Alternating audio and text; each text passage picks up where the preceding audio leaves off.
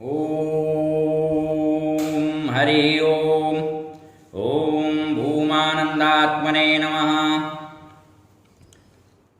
अयोध्या स्थित कालकुलालय के इस लोकोपकारक स्वस्तिप्रद सारस्वत समारोह में आप सभी श्रोताओं का हार्दिक अभिनंदन है। इधर कई दिनों से धनागम के लिए जितने जो भी उपाय संभव हो सकते हैं और मेरी जानकारी में थे, उन सबको मैं क्रमशः आप लोगों के सम्मुख प्रस्तुत करता आ रहा हूँ। उसी क्रम में आपको हम बता दें कि धनागम हेतु यक्षिणियों की भी साधना का विधान तंत्र ग्रंथों में प्राप्त होता है। यक्ष जात की देवी को यक्षिणी कहा जाता है। सामान्यतया 28 यक्षिणियां विशेष रूप से उल्लेखनीय हैं, उनमें भी 8 प्रमुख हैं। वैसे तो इनकी संख्या इससे भी कहीं अधिक है। प्रत्येक यक्षिणी एक विशेष प्रभाव क्षमता से सुसंपन्न होती है। उनमें कतिपय यक्षिणियां विशेष रूप से वैभव धन प्रदायिनी होती हैं। इनमें से विभ्रमा, विशाला, शतपत्रिका, मेखला, लक्ष्मी यक्षिणी, शंखिनी, धनदा और चंद्रिका में लक्ष्मी प्राप्ति कराने की अतुल क्षमता विद्यमान है। या यूं कहें कि अन्य यक्षिणियों की अपेक्षाकृत उक्त कथित यक्षिणियां विशेष रूप से अधिक श्रीप्रदा सिद्ध होती हैं। पीछे भी मैं कह चुका हूं, फिर आज स्मरण दिला दूं कि यक्षिणियों और अप्सराओं का जप मूंगा, स्फटिक या शंख की माला पर ही करना चाहिए। अभाव में रुद्राक्ष का भी उपयोग हम कर सकते हैं। अप्सरा और यक्षिणियों की साधना में सावधानी की महती आवश्यकता होती है, तभी सिद्धि संभाव्य होती है। स्वेच्छाचारिता और मनमुखी ढंग से कभी भी इस साधना में प्रवृत्त नहीं होना चाहिए। बिना गुरु के निर्देश के, मार्गदर्शन के स्वेच्छा से आप यक्षिणियों को माता, भगिनी, स्त्री, पुत्री का संबोधन दे करके उनका ध्यान करते हुए जप करें। यही इसका शास्त्रोचित विधान है।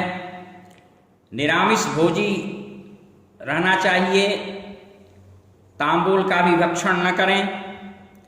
मृगछाला या ऊन या कंबलासन पर बैठें और किसी को कभी अपने शरीर से स्पर्श न तो करें न करने दें।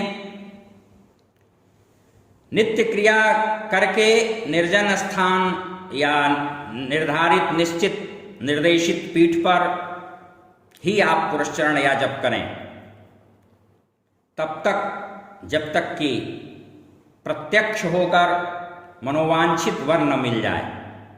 निरंतर बराबर जप करते रहें, अनवरत।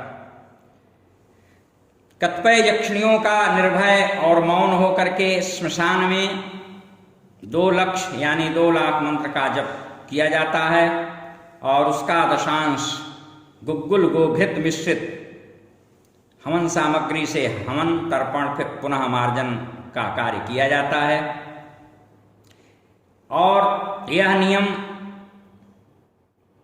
लगभग सभी यक्षिणियों की साधनाओं में लागू होता है। यह अलग है कि न्यूनाधिक रूप से। लक्ष्मी यक्षिणी की साधना आप अपने घर के शून्य कक्ष में करें। कनेर के पुष्पों से अर्चना नित्य करना चाहिए और 1 लक्ष यानी 1 लाख जप के पश्चात दशांश हवनादि करना चाहिए। साधना काल में लाल वस्त्र धारण करें और मूंगे की माला या कमलगट्टे की माला पर भी, जिसे कमलाक्ष कहते हैं, उस पर भी जप किया जा सकता है लक्ष्मी है। ऐसे ही पद्मिनी यक्षिणी का भी विधान है। धन है लक्ष्मी और कमलात्मिका की यक्षिणी धनदा प्रचुर प्रभावकारी कही गई हैं। इन्हें कमला यक्षिणी भी कहते हैं। विधिवत सपाद लक्ष्य अर्थात 1.25 लाख जप करने पर यह देवी धनदायिनी सिद्ध हो जाती हैं और साधक को अन्य सिद्धियां भी प्रदान करती हैं। यह अतुल संपत्ति प्रदा हैं। इनका शीघ्र सिद्धिप्रदायक मंत्र 9 अक्षर है, यानी 9 अक्षरों का है, जिसके कुबेर ऋषि हैं। पंक्तिश छंद है। सर्वार्थ सिद्ध्यर्थ धनदा देवी का विनियोग जप किया जाता है और माया बीज से इनका करन्यास हृदयन्यास कर लेना चाहिए। फिर ध्यान और पूजन का क्रम संपादित किया जाता है। इन चिदस्वरूपिणी देवी का अपने स्वरूप में भावना करके मानसोपचार पूजन भी साधक को नित्य करना चाहिए। इनका ध्यान इस प्रकार है।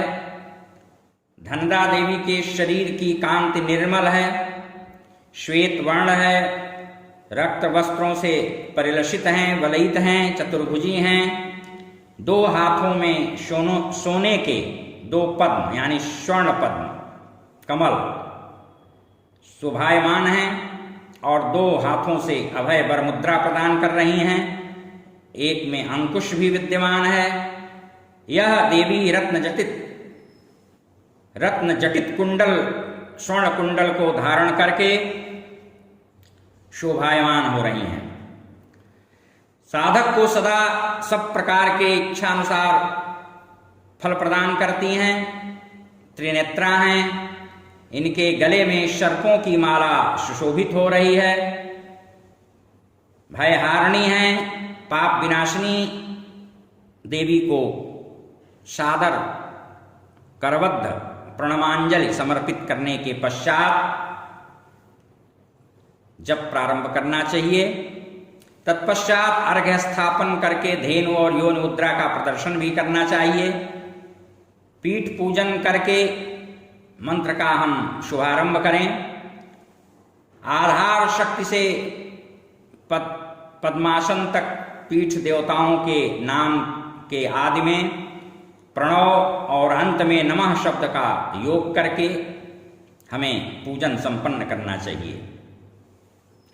पुनः ध्यानपूर्वक मूल मंत्र से आवाहन पूर्वक क्रम से षडंग पूजा को समाप्त करके न्यास करना विहित है। पूजन द्रव्यों को नाम मंत्र से चतुर्थ्यंत उच्चारण करके समस्त द्रव्यों को देवी के सम्मुख समर्पित कर देना चाहिए। शिवालय, कदलीवन, बिल्वमूल यानी बेल वृक्ष के नीचे बैठकर पश्चिमाभिमुख होकर इनका अनुष्ठान करें। हविष्यान्न खाएं और अनुष्ठान पुरस्चरण काल में ब्रह्मचर्य व्रत का पूरी निष्ठा के साथ पालन करें, कठोरता पूर्वक। यदि हो सके तो प्रतिदिन 100 पाठ करें अथवा यथाशक्ति संयत होकर के। संवत यानी 1 वर्ष में इनकी कृपा वृष्टि होने लगती है। यह धनदा लक्ष्मी स्तोत्र का विधान है। इसमें कुल मात्र 21 श्लोक उपनिबद्ध हैं, ग्रथित हैं। धनदा स्तोत्र भी है, इसका 11,000 पाठ करके पुरस्चरण कर लेना चाहिए। तत्पश्चात प्रतिदिन एक पाठ करते रहने से धनागम के सभी मार्ग प्रशस्त होने लगते हैं, खुलने लगते हैं। इसमें मात्र कुल 11 श्लोक हैं। एक अन्य स्तोत्र में 16 श्लोक हैं। धनदा यक्षिणी के कवच का भी पाठ पूजन प्रारंभ करने के, जब प्रारंभ करने के पहले और अंत में कर लें तो अधिक अच्छा, नहीं तो आदि अंत में से एक बार ही सही, लेकिन उस कवच का भी पाठ अवश्य कर लेना चाहिए। कवच का पाठ कर लेने से साधक की रक्षा होती है और कोई नकारात्मक प्रभाव उसके शरीर पर, उसके मन मस्तिष्क पर नहीं पड़ने पाता है। इसलिए कवच का पाठ बहुत ही आवश्यक होता है किसी भी साधना में उस देवी देवता का। हरि ओम। शांति शांति शांति।